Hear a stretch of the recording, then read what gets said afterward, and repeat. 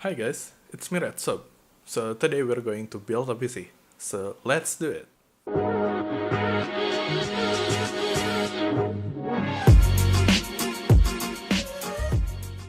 Before I build this PC, I will tell you guys all the parts that I'm going to use. So actually I'm using the used parts, but not all the parts are used. Actually, some parts I use from my previous PC. So I will tell you all the parts. So let's start with the processor. For the processor, I'm using the Intel Xeon X3450. It's an LGA 1156 processor and it's a quad cores with a hyper-threading, running at 2.66 GHz. I bought this for 450,000 rupiah, which in US dollar is $30. Move on to the motherboard. For the motherboard, I'm using the Asus P7P55D. It's an LGA 1156 board with P55 chipset with 4 slots of RAM. I bought this for 750,000 rupiah, which in US dollar is $48. For the graphic card, I'm using the RX 562GB version from Sapphire. This card is from my previous PC and right now in Indonesia the used part costs around 1 million rupiah, which in US dollar is $69. Since it's an LGA 1156, I'm using DDR3 RAM from Team Elite with 2 sticks of 4GB running at 1600 MHz. And it costs around 700,000 rupiah, which in US dollar is $46. For the hard drive and SSD, I'm using 1TB hard drive from Toshiba and 120GB SSD from SanDisk. For CPU cooler, I'm using Deepcool Maelstrom 120T. It's an AIO liquid cooler with 120mm radiator and fan. It costs around 300,000 rupiah, which in US dollar is $21. And for the power supply, I'm using GameX GP550. It's a 550 watt power supply and it's already 80 plus bronze. It costs around 225,000 rupiah, which in US dollar is $15. And the last part is the PC case. For PC case, I'm using ATX case from Dazumba. As you can see in the front panel, we got 2 front USB 2.0 and the audio and microphone jack. With this case, it cost me around 140,000 rupiah, which in US dollar is $10.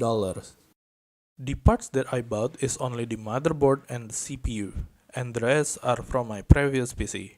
With this build, give me a total of $299. So that's all for the parts, let's get into the builds.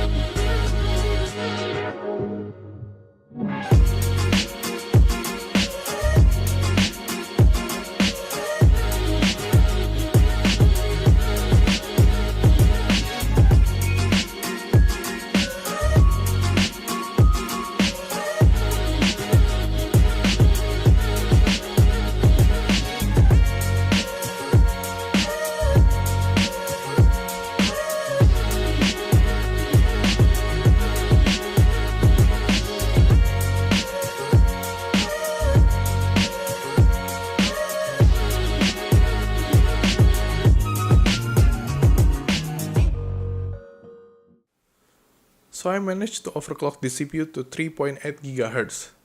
The overclock setting was using 200 base clock and 1.3 volts for the CPU V-core.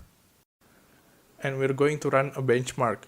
For the benchmark app, we're going to run Cinebench R15. And for the games that we're going to test is some esport title like Overwatch, Dota 2, PUBG, CSGO, and Fortnite. And for the edition, we're going to run GTA 5.